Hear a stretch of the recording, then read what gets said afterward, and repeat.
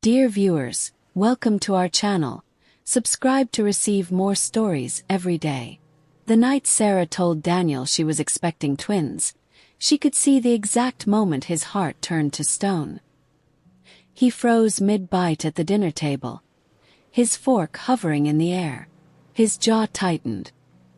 His eyes darkened, calculating, analyzing, like she had just given him the worst news of his life. This isn't possible, he muttered, pushing his plate away. Sarah reached for his hand, her own trembling. Daniel, I know this is unexpected, but... You don't understand, he snapped, standing up so fast that his chair scraped violently against the wooden floor.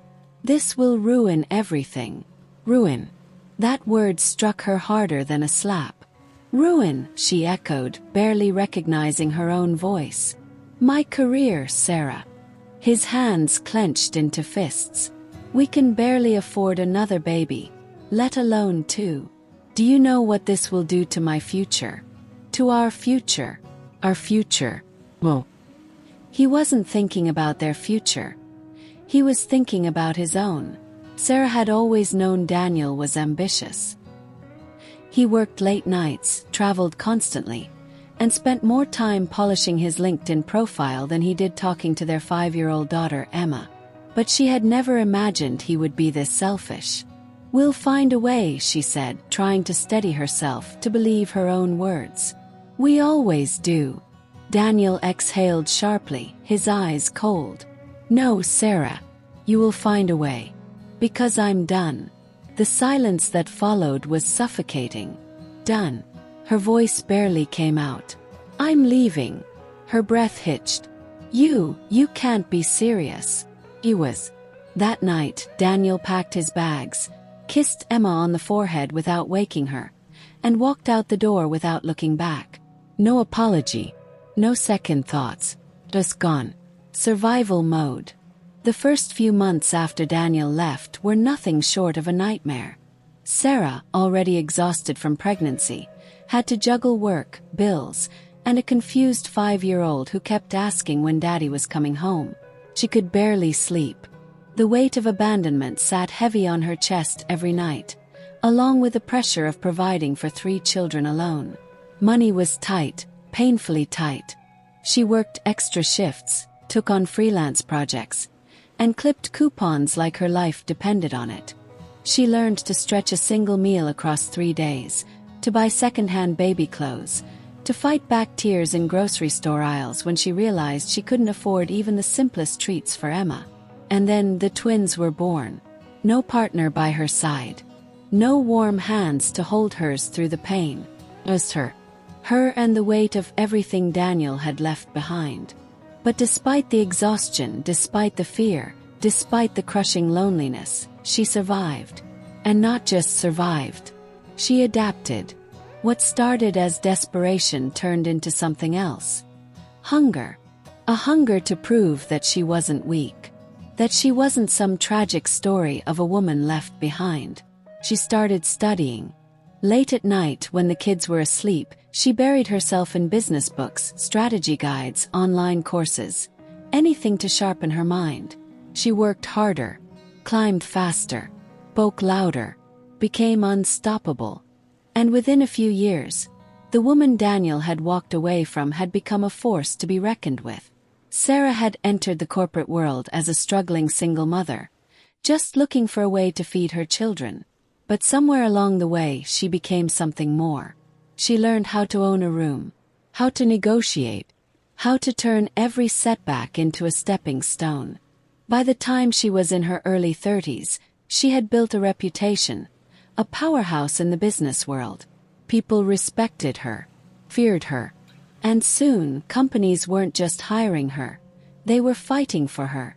It was almost poetic when an executive recruiter approached her for a new role, a major leadership position. The name of the company, Daniels. She almost laughed when she saw the email. Her ex-husband's precious company, the empire he left her for, was now offering her a position at the top. But she didn't just want to work there. She wanted to run it. Sarah had spent years working behind the scenes, mastering every aspect of business strategy, leadership, and power. And now the moment had arrived. She played her cards flawlessly. One by one, she won over board members, outmaneuvered opponents, and built alliances. It wasn't about revenge. It was about proving that she was worth more than the man who had left her behind. And finally it happened. The promotion. The final step. Sarah was named CEO. The same company Daniel had sacrificed his family for. Now it belonged to her. The announcement sent shockwaves through the corporate world. Employees whispered. Investors watched. And somewhere, Daniel saw her name in the headlines. At first, he must have thought it was a mistake. Coincidence. But no. Sarah, the woman he abandoned, the wife he left behind, was now his boss. And he was about to find out exactly what that meant. Daniel sat in his sleek, glass-walled office, scrolling through his emails when his assistant burst in, looking pale. "Sir, you need to see this." He barely glanced up. "If it's not urgent, put it on my schedule." "It's urgent." She handed him a printed press release, her fingers trembling. Daniel took it with mild irritation, but as soon as his eyes landed on the bolded headline, the blood drained from his face. Sarah West appointed new CEO of Weston Global Enterprises. His hands clenched around the paper. Well, had to be a mistake. Some other Sarah. Some coincidence. But as he read further, the truth struck like a hammer to his chest. Sarah. Is Sarah. The woman he had walked out on, pregnant and desperate, had just taken the most powerful position in the company he had sacrificed everything to climb. The assistant hesitated. "Sir, she's requested a meeting. With you. Today." His breath hitched. The walls of his perfect life, the carefully built career he had prioritized over his family, suddenly felt as if they were crumbling around him. With shaking hands, he straightened his tie, forcing himself to exhale. He could handle this. He had to handle this. When the time came, he walked into the executive conference room with his usual confident stride. But the moment he saw her sitting at the head of the table, all that confidence shattered. Sarah looked powerful, unrecognizable from the woman he had left behind. Her dark blue suit was sharp, tailored to perfection, her posture straight, poised, commanding. There was no hesitation in her gaze, no trace of the woman who had once begged him to stay. She didn't stand when he entered, didn't smile, just looked at him like he was an insignificant detail in her schedule. "Daniel." Her voice was even emotionless. "Sarah." His throat was dry, his body stiff. He hadn't seen her in years, and yet here she was, effortlessly seated in the chair he had spent his entire life chasing. He forced a smirk, leaning back in his chair. "So, this is unexpected." She tilted her head slightly, studying him. "For you, maybe." There was a weight behind her words that made his skin crawl. A dangerous certainty. His mind raced for a way to regain control of the situation. "I suppose congratulations are in order," he said, his voice carefully measured. "You've certainly come a long way." Her lips barely twitched in response. "I have." A heavy silence settled between them. He cleared his throat. "I assume you called this meeting for a reason." Her fingers tapped against the polished wood of the table, slow and deliberate. "Yes. It's about your position here." His pulse quickened. "My position?" She nodded. "You see, when I took over, I reviewed the company's financials, the leadership structure, and, of course, the performance of key executives." She met his eyes, and for the first time, he felt like prey under a predator's gaze.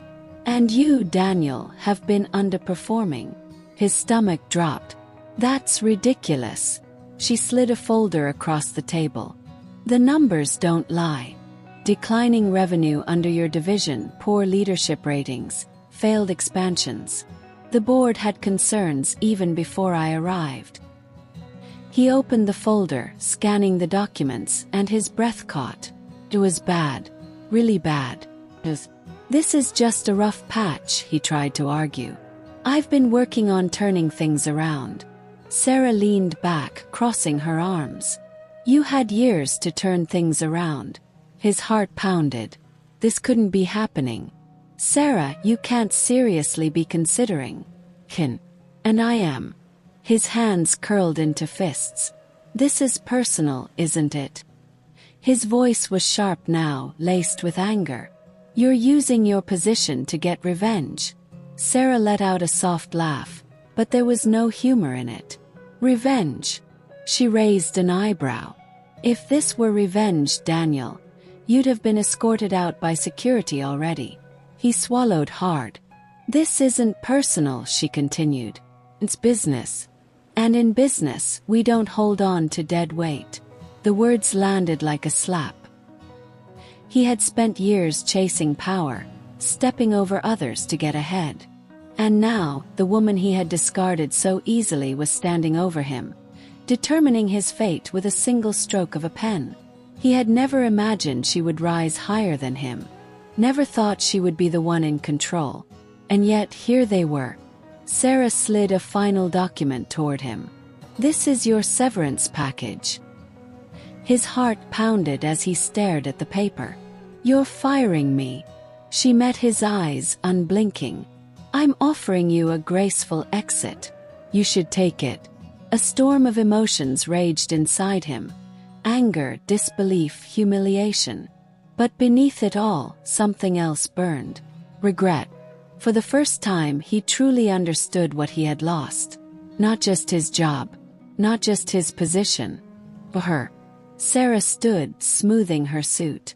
Your official departure will be announced tomorrow morning. She glanced at the clock. I have another meeting. It was a dismissal. Just like that. He had been erased from the life he had once abandoned.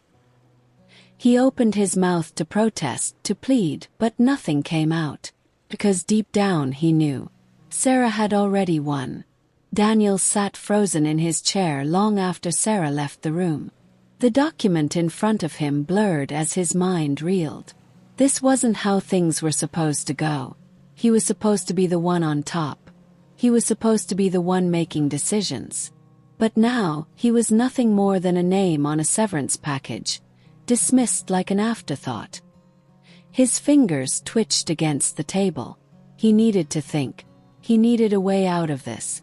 After a few deep breaths, he straightened his tie and strode out of the conference room, forcing himself to walk with the confidence he no longer felt. His first instinct was to call someone, an ally, an investor, anyone who could overturn Sarah's decision. But as he passed through the halls of the company he had helped build, something became chillingly clear. The whispers, the sidelong glances, the barely concealed smirks from junior executives who had once feared him. They all knew. Somewhere, deep in the corridors of power, the tides had shifted. No one was going to save him. With a sick feeling in his gut, he entered his office and slammed the door behind him. He needed a plan. He had worked too hard for too long to be pushed out of his own company. His first thought was legal action. Could he challenge this? Argue wrongful termination? Well, the numbers in that file had been real. He had seen them with his own eyes. Sarah had built an airtight case against him. Bribery. Influence. He wasn't sure if he had any left. Most of his old allies were either long gone or now aligned with Sarah. The worst part. He had underestimated her. The woman he had left behind had not only survived but thrived. And now, she had orchestrated the perfect checkmate. And then a thought struck him. Their daughter. Maybe if he appealed to Sarah not as a businessman, but as a father, she would reconsider. For the first time in years, he reached for his phone and dialed a number he had long ignored. The line rang once. Then a voice, mature, composed, yet cold. Hello. His throat tightened. He had been expecting the soft voice of a little girl. Instead, he was greeted by the confident tone of a young woman. Emma, he said, his voice cracking slightly. Was. Then a sigh. Dad. A single syllable, weighted with years of absence. He cleared his throat. I wanted to talk. Maybe see you. Another pause. This one longer. He could hear the distant murmur of an office, the clicking of a keyboard. Was she at work? Well, that was impossible. She was what? 17. 18. I'm busy, she finally said. His heart dropped. Emma, please. It's been too long. You don't get to do this now, she cut him off sharply.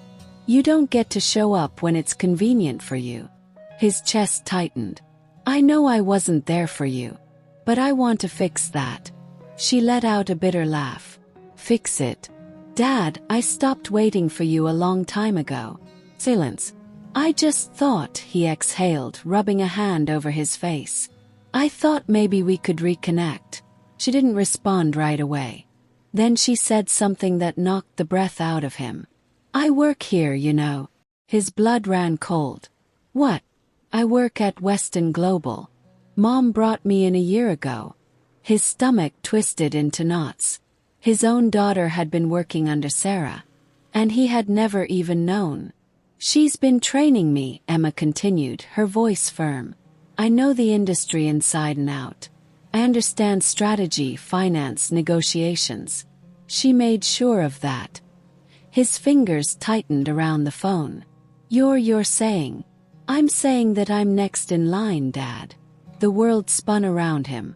Emma. The little girl he had walked away from.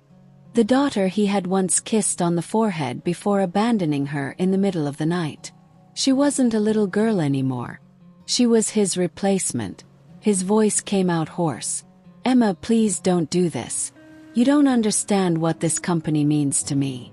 For the first time, her voice softened, but not with sympathy, with finality. No, Dad.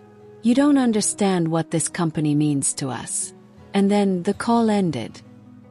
His hands trembled as he slowly lowered the phone. It was over. Not just his career. Not just his power. His legacy. Sarah hadn't just taken everything from him. She had ensured that he would be forgotten. He had spent his entire life chasing success, abandoning the people who loved him in the process. And now, he was the one left behind. Dear viewers, thank you for watching. If you like this story, please subscribe to our channel to receive more stories every day. Share with us what you think of this story and tell us where you're watching from.